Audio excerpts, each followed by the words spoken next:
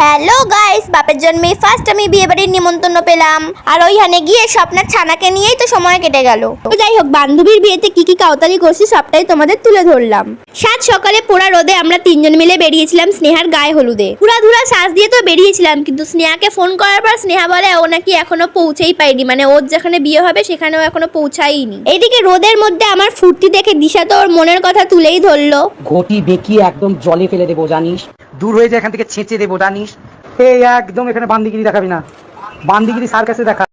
যাই হোক, স্নেহার বিয়েতে তো যাওয়া হয়নি, তার বদলে আমরা হাবড়ায় গিয়ে ফুল, মালা, ক্লিপ, সেফটি পিন, জনমের সাজন কিনে নিয়ে আইছি। সাজতে যাবো বলে বেরাবো, এদিকে বিল্লু তো খেয়ে ওঠেই না, ঘ্যাপটা মেরে শুয়ে আছে। সব কিন্তু ওর চালাকি, ও সবই বোঝে, সবই জানে। তারপর তো ওইটারে চ্যাংদোলা করে হাঁটায়, আমি তালা তুলে দিয়ে বাইরে বেড়াই আইছি। যাচ্ছি তনুদের বাড়ি শাড়ি পরতে আর চুল বাঁধতে, কারণ বাড়িতে মা নেই, শাড়ি আর চুল বেঁধে দেওয়ার মতো কেউ নেই। ওই জন্য তনুদের বাড়িতেই গেছি শাড়িটা পরতে আর চুলটা বাঁধতে। ওর কাছ থেকে শাড়ি আর চুলটা বেঁধে বাড়িতে এসছি আটা ময়দা মাখার জন্য। আটা ময়দা মাখা হয়ে গেলে সোজা চলে এসেছি আমাদের হেলিকপ্টারে। স্বপ্নেই হেলিকপ্টারটা পার্সোনাল বুকিং করেছিল, কিন্তু আমাদের দেরি হয়, আমরা সবকটা মিলে হেলিকপ্টারে চাইপা চুপ্পা বসে পড়ছি। এদিকে আধ ঘন্টা ধরে আমরা হেলিকপ্টারে বসেই আছি, কিন্তু এই যে তুত্তুরি দিয়ে ওর আসার আর সময় হয় না। ও যে কি সাজে আমি তো বুঝি না। ওর বরের কপালে খুব দুঃখ আছে, ওর যার সাথে ওর বিয়ে হবে। 10 বছর পর অপেক্ষা করার পর তো ফাইনালি ঢং করতে করতে আইছে। তারপর এদিকে আমাদের হেলিকপ্টারও ছেড়ে দিয়েছে। আর ওই দিন যা গরম পড়েছিল, মুখের দিয়ে মনে হয় সব আটা ময়দা গলে গলে পড়ছে। যাই হোক ভাই, আমার তো সাজতে এত সময় লাগে না, আমার আধ ঘন্টার মধ্যেই বিয়ে বাড়ির সাজ হয়ে যায়। এমনি সময় তো কোনো কথাই না, আর এগুলোর যে এত দেরি হয় কেন আমি বুঝি না। আর এই যে হোস্টেল মাঠে কিন্তু পুলিশ দাঁড়িয়ে, যারা হোস্টেল মাঠের কোনায় কোনায় নেশা করো তারা কিন্তু ভালো করে দেখে নাও, পুলিশ মামা ওখানে দাঁড়িয়ে আছে। যাই হোক, টোটোর ঝাঁকুনি খাইতে খাইতে পুরো 14 গোষ্ঠী মিলে আমরা ফাইনালি বিয়ে বাড়িতে পৌঁছে গেছি। আর এদিকে এগুলো তো আসতে না আসতেই ফটো তুলতে শুরু করে দিয়েছে। তারপর আমরা এসে স্নেহাকে ওর গিফটটা দিয়ে দিলাম। আগের দিন আমরা পুরো গোষ্ঠী মিলে হাবড়াতে গেছিলাম রূপোর সিঁদুর কৌটো আর সিঁদুর কাঠি কিনতে। স্নেহার তো এটা খুব পছন্দ হয়েছে। তোমাদের একটু ভালো করে কাছ থেকে দেখাই কেমন হয়েছে জানিও। 10টা দোকান ঘুরে ঘুরে ফাইনালি এটা পেয়েছি। এই গরমে আমার সাজটা তো এখনো আপাতত সুন্দর আছে, কিন্তু পরে কি হবে আমি জানি না। একটু পরেই মঞ্জুলিকা রূপে রূপান্তরিত হব আমি। আমার কিন্তু মিরর সেলফি তুলতে ভীষণ ভালো লাগে, ওই ডিএসএলআর তারপরে ফোন ক্যামেরা এইসবের থেকে। তাই এখানে আমি আয়না দেখে আমার চোখ তো ছানা বড়া হয়ে গেছে। তারপর গেছিলাম স্নেহার সাথে একটু দেখা করতে। আর এইদিকে স্বপ্নার ছানা ঘুমিয়ে পড়েছে বলে স্বপ্নার তো মনে ফুর্তিতে ধরছে না, কারণ পুচকি ঘুমালে স্বপ্নে একটু খেতে যেতে পারবে। আর এদিকে ফ্রি পকোড়া দেখে তো আমি 1 প্লেট টপ করে তুলে নিলাম। অন্যান্য বিয়েবাড়িতে যেমন ফুচকা তারপরে পকোড়া এইসব নিয়ে যেমন রীতিমতো মারামারি ফাটাফাটি বেঁধে যায়, কিন্তু এই জায়গায় সেরকম আমি কিছুই দেখলাম না। আনলিমিটেড পকোড়া দিচ্ছিল, আর এটা খেয়েই তো আমি পুরো পায়েস হয়ে গেছি, কারণ মেন কোর্স তো আমি খেতেই পারিনি। এইদিকে তো আমি ফুচকা খাওয়ার ভিডিও করছিলাম, আর ওই পাশ থেকে লোকগুলো আমার দিকে এমনভাবে তাকিয়ে আছে যেন আমি আসামি, জেল থেকে পালিয়ে এসেছি লুকিয়ে ফুচকা খাওয়ার জন্য।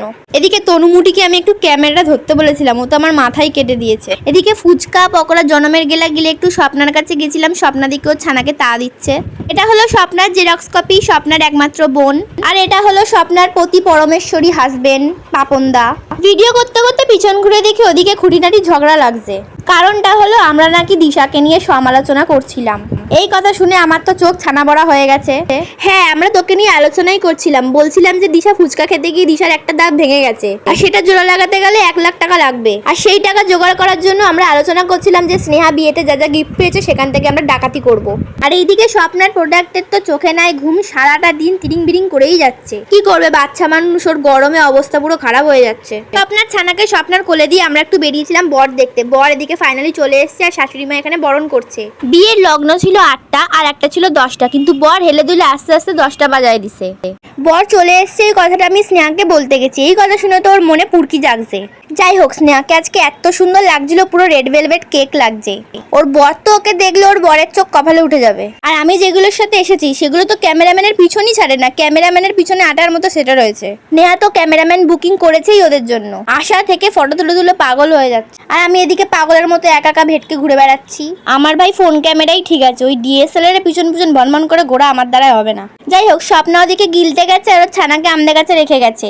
ভিতরে বিয়ের জন্য আগুনের ধোয়া প্লাস পাখার ওই গরম হাওয়া সবকিছু গুলেমালে ভিতরে পুরো অবস্থা তো পুরো খারাপ, তাই জন্য বাইরে ভেটকিয়ে বসে রয়েছি। আর এদিকে ভিতরে গিয়ে দেখি তো বরকে সাদা কাপড় দিয়ে পেঁচিয়ে বসিয়ে রেখেছে। তারপর তো স্নেহাকে চ্যাংদোলা করে ভনভন করে ঘোরানো হলো সবুজদার চারদিকে।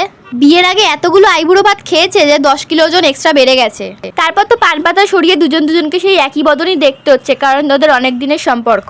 আপনার তো 10 ঘন্টা ধরে গেলনের পর তারপরে ও ছানাকে ওর কাছে দিয়ে আমরা গেছি খাইতে গিয়ে দেখি দেওয়ালে লেখা আছে দেওয়ালে কেউ হাত দেবেন না, কিন্তু আমরা যা ঘাওড়া যেটা বারণ করে সেটা আরো বেশি করে করি। তো এখানে প্রথমে একটা জল দিয়ে গেছে, তারপরে এগ ডেভিল আর সস দিয়ে গেল, তারপর স্যালাড, নানপুরি, ছোলা বাটোরা, আলুর চিপস, প্লেন রাইস, মুড়ি ঘন্ট, ডাল, কাতলা কালিয়া, চিকেন কষা, আমের চাটনি, পাঁপড়, কালাকাদ, রসগোল্লা, আইসক্রিম আর হাজমলা। বিয়ে বাড়ির হাফের বেশি লোক চলে গেছে, আমরা 12:30টার সময় খাইতে বসি। ওই অবেলায় কিছু তো খাইতে পারিনি, তাই আমাকে 2টো মুরগির ঠ্যাং দিয়ে গেছে। এগুলোটা জিজ্ঞেস করছিলাম, অনেক তো বিয়ে বাড়ি খাইলি, এবার তোরা বিয়ে কবে করবি? তনুমুটি বলে আমি করবো 5 বছর পর, আর একজন বলে 4 বছর পর। আমার কথা তো বাদই দিলাম। এদিকে খেয়ে দে এসে দেখি স্নেহা তো বিয়ের পিড়িতে বসে কি ঝগড়া করা করছে মাইরি, মনে হচ্ছে ফোনের ভিতর ঢুকেই মেরে দেবে। আর এইদিকে আমরা তো গরমে পুরো মঞ্জুলিকা হয়ে গেছি।